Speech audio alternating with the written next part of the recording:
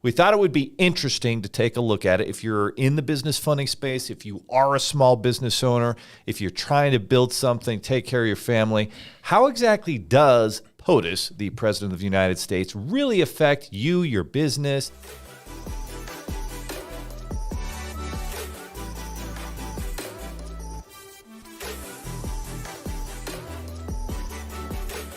So how does POTUS affect your business?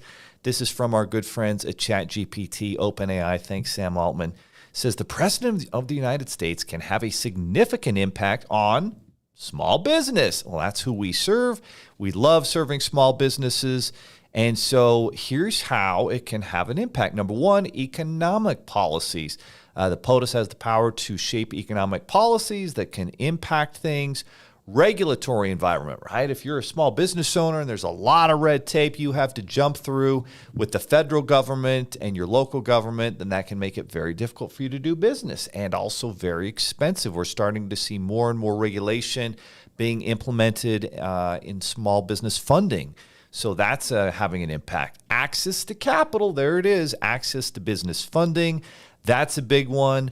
Healthcare policies is another. Those are pretty expensive costs. I think we've seen our healthcare insurance cost almost double in just the last few months. So that's an impact, right? A lot of our employees turned 26. Dang, those kids are getting too old now. They're getting more expensive. They're getting off of mom and dad's insurance. So that's a cost. We've got infrastructure, investment, trade policies, around the world, and then advocacy and support. So let's kind of just unpack these one by one. So economic policies, what do you think about when you think about economic policies that the Congress, Senate, especially the president, can implement to help or hurt business? Yeah, the corporate tax rate was obviously one that we have seen a change in recently. And obviously it means more money coming out of our pockets, which means less money going into our employees' pockets. And I hate to see it. I definitely prefer a president that allows more money to stay with business owners in the economy and trust that they're going to do the right thing and get it out to more people. But we've definitely seen a change in corporate tax rates. No question about it. President Trump did cut the corporate tax rate, and President Biden, of course, and his team have taken actions to increase that tax rate. So that's something that can impact things. Regulatory environments, another, if you have a lot of red tape and you have to get licensed in every single state and you have to jump through all these hoops, then as a small business owner, that can be very difficult for you to grow and expand. You want to grow and expand. And especially, I feel like this is maybe more impactful based on a state-by-state basis and less impactful by the federal government.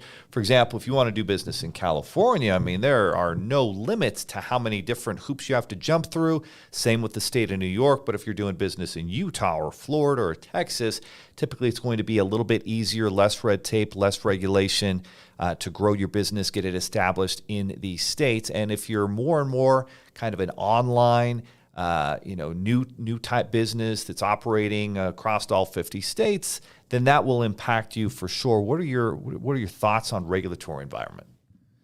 Yeah, I agree. I don't think that has as much to do with the president as it does local governments and whatnot. My immediate thought was same thing. California, New York, cost of even getting business licenses just my goodness, really, really tricky. I think we're probably going to get to this one, but I think a lot when you first put this up, my immediate thought went to like the solar industry, because we have a ton of small businesses here in Utah that they sell solar, and a lot of that has to do with the current president and how environmentally friendly we're going to be, even though who knows what it costs to actually get rid of those panels. That's the big debate. But, no question. So there for a lot of years, and I think this is still going on, there's subsidies, there's these tax benefits. I know when I bought an electric car and got solar, and you've got solar on one of your properties, there's this little tax benefit that really does make a nice difference for your taxes at the end of the day. So they're incentivizing you to make things more green, to make things more environmentally friendly, which is fine.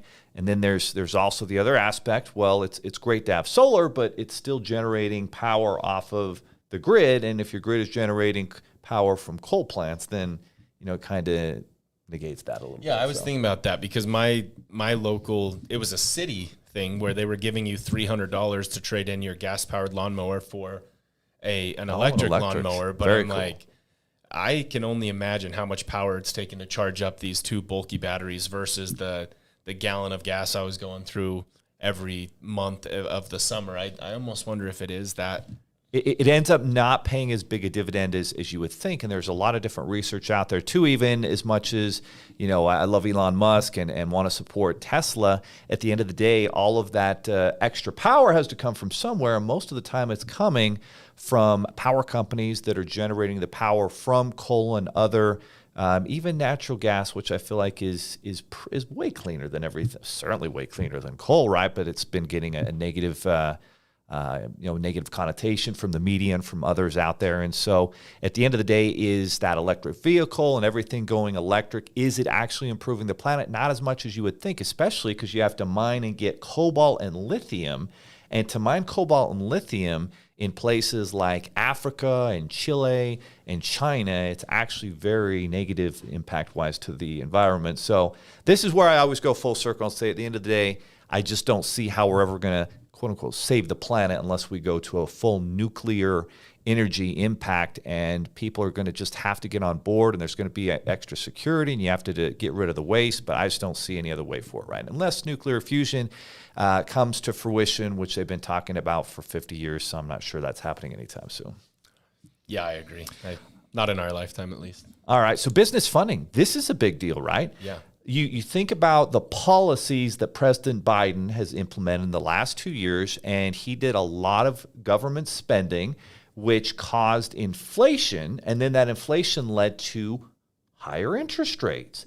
And so if you're a small business owner, we've seen higher interest rates. Now, we're really good at still finding some 0% interest rates for, 18 to 20 months for a small business owner. So if that's you, that's something, that's still out there that you can still take advantage of.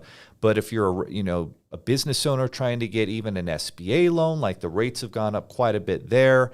I feel like it's less impactful for small business, more impactful for consumers. So if you're in a business like mortgages, real estate, solar, home improvement, cars, auto dealers, all of those types of service businesses are really connected up to interest rates. And so when interest rates went from whatever 0.5% from the Fed up to 5%, I mean, that's a big, big difference. And now you were just telling me, what are mortgage rates at right now? Like 6.5%. Yeah. Which is insane.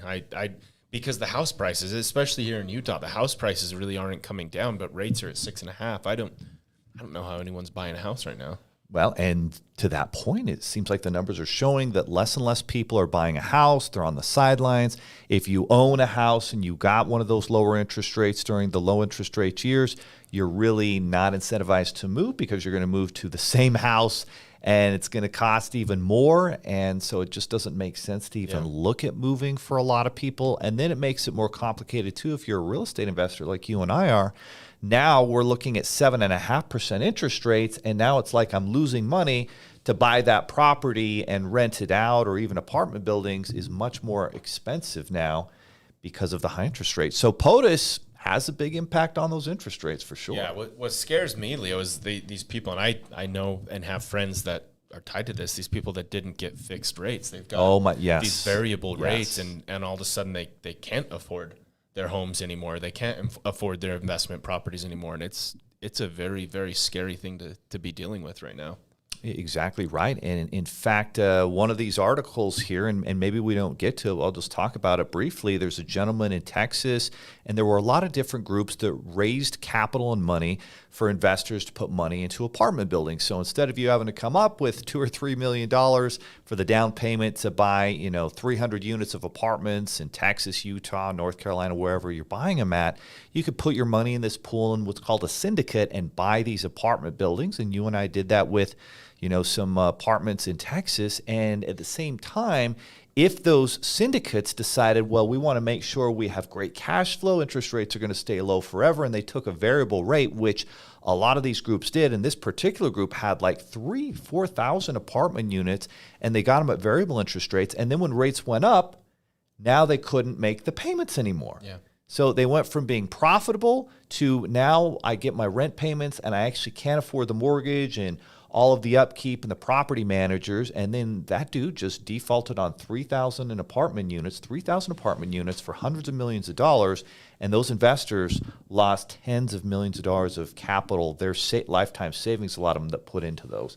So that's exactly right. You have to really do the math, and you have to always plan for the unexpected because it will happen. Yeah, exactly. I mean, especially back then when you were doing that, the rate's been so low for so long. Everyone thought, oh, it's fine. It's no big deal. We'll be out of this deal before things turn. And sure enough, I think it's a little bit better to pay a little bit more and get that fixed rate, because if you're doing your math right and you're profitable, then go with the fix. You know it's never going to change. And if the property doesn't work unless you can take a variable, then you don't buy it, and you stay patient till the right property. So POTUS can have an impact, but after POTUS is selected, either way, how much time are you going to spend with that? It still doesn't really determine your success, and many entrepreneurs have been successful regardless of who the president is, and that's how you have to look at it, control what you can control as a business owner.